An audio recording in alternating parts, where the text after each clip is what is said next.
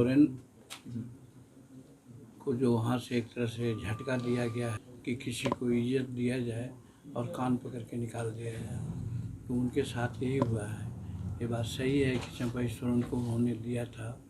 नमस्कार, live cities में आपका स्वागत है। मैं हूं आपके साथ प्रीति झा। झारखंड की राजनीति पर बिहार में भी राजनीतिक गरमाई हुई है। आपको बता दें तो चंपई सोरेन से इस्तीफा ले लिया गया, जिसको लेकर आप सभी जान रहे हैं कि जीतन राम मांझी ने भी दुख जताया था और उन्होंने कल सोशल मीडिया पर एक ट्वीट किया था, जिसमें उन्होंने लिखा था कि चंपई दा, आपका एनडीए में स्वागत है, आप टाइगर हैं और टाइगर रहेंगे और टाइगर थे। ये तमाम बातें जीतन राम मांझी कहते हुए नजर आ रहे हैं और आज फिर से इस मामले को लेकर जीतन राम मांझी ने गया में बहुत बड़ी बात कही है। उन्होंने कहा है कि ये तो उनके साथ बहुत ही गलत हुआ है, बहुत ही बुरा हुआ है, जिससे हम भी काफ़ी ज़्यादा दुखी हैं। ये तो वही वाली बात हो गई कि किसी को काफ़ी ज़्यादा इज्जत दे रहे हैं और फिर कान पकड़कर बाहर निकाल दे रहे हैं। क्या कुछ कहते हुए नजर आ रहे हैं जीतन राम मांझी, सुनिए। तो बोल चुके हैं, अलग अलग तो बात बोलते हैं। चंपई सोरेन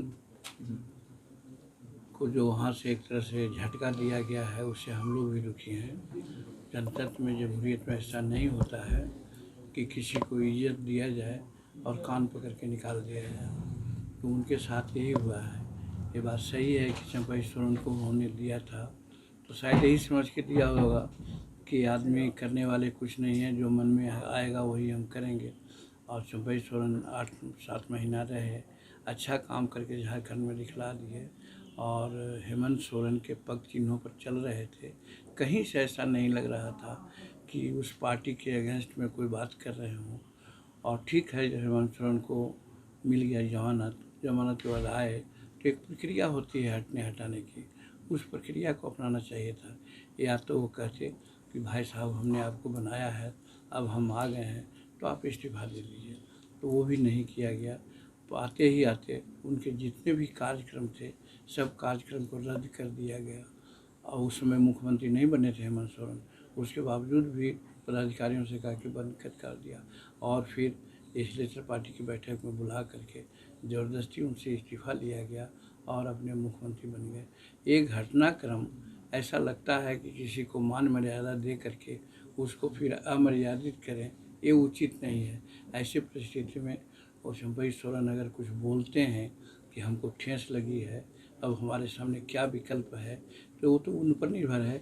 लेकिन जो प्रक्रियाएं हुई है उससे हम भी दुखी हैं और चाहते हैं, सोचते हैं कि जमहूरियत में ऐसा नहीं होना चाहिए। सर, एक लास्ट क्वेश्चन सर, ये चिराग पासवान ये यूपीएससी की वैकेंसी निकली है सर, उसमें है कि बिना आरक्षण का निकाला गया सर, इस पर आपकी क्या राय? हालांकि हम नहीं देखे हैं, बिना आरक्षण के कभी नहीं ऐसा निकल सकता है।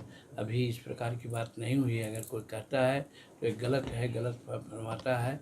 और विभाग से आरक्षण के नंबर जाते हैं, कितना नंबर है, क्या है, वो सब प्रकाशित हुआ होगा। न प्रकाशित हुआ है तो दोष है। लेकिन जो लोग अफवाह फैला रहे हैं कि आरक्षण के साथ खिलवाड़ किया जा रहा है, वो गलत है।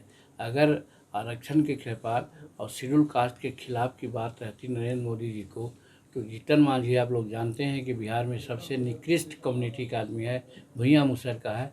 उसको एक सांसद होने के बाद वहाँ मंत्रिमंडल में कैबिनेट का उन्होंने दर्जा दिया और कैबिनेट का दर्जा देने के बाद विभाग भी जो दिया है, आप समझ सकते हैं, बहुत बड़ा विभाग है, जो उनका विजन का विभाग है।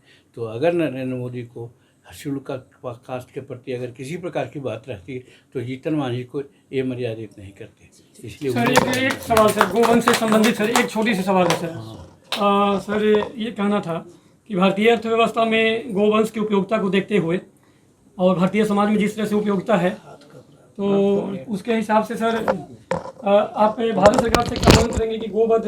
तो आपने सुना कि इस पूरे घटना को लेकर, झारखंड की राजनीति को लेकर जीतन राम मांझी क्या कुछ कहते हुए नजर आए हैं। उन्होंने साफ साफ तौर पर कहा है कि कहीं ना कहीं चंपई सोरेन को ये झटका लगा है, किसी को इज्जत दिया जाए और फिर उसे कान पकड़कर बाहर निकाल दिया जाए। उनके साथ यही हुआ है, क्योंकि चंपई सोरेन की सरकार ने अच्छा काम किया था और उसने पार्टी के विरोध में कोई भी ऐसा फैसला नहीं लिया था जो कि पार्टी के हित में ना हो, और ऐसे बैठक बुलाकर उनसे जबरदस्ती इस्तीफा दिलवाया गया, ये प्रक्रिया कहीं से भी सही नहीं। दरअसल ये तमाम बातें केंद्रीय मंत्री जीतन राम मांझी ने गया के डंडीबाग स्थित गदाधर श्री नंदी गौ सेवा आश्रम ट्रस्ट में वहाँ रखे गायों की देखरेख के लिए जब गए थे, निरीक्षण के लिए जब गए थे, तब कही है। और वहाँ की जो संचालिका है संगीता सिंह, उन्होंने और अन्य महिलाओं ने जितना मांझी की कलाई पर राखी भी बांधी है। तो ऐसे में ये तमाम चीज़ें हैं जहाँ एक तरफ जितना मांझी ये गौश्रम जो है वहाँ पर पहुँचे थे, उन्होंने जो गाय है उनकी देखरेख की कि किस तरीके से उनकी सेवा हो रही है, नहीं हो रही है। और वहीं दूसरी तरफ राजनीति जो भी गरमाई हुई है झारखंड में, उसको लेकर भी कई सारी बातें जो है वो कही है। चैनल को सब्सक्राइब करें, फेसबुक पेज को लाइक करें। धन्यवाद।